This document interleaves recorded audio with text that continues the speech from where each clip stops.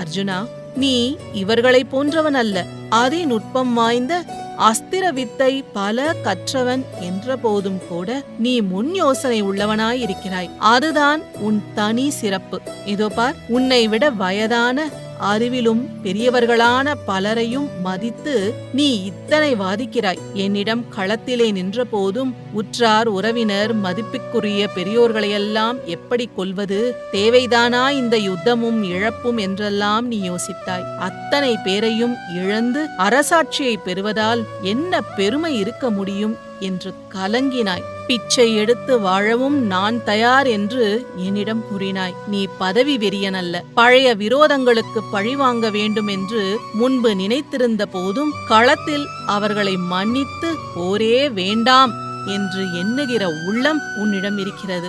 ஓரளவு நீதி எது அநீதி எது என்று சிந்திக்கின்ற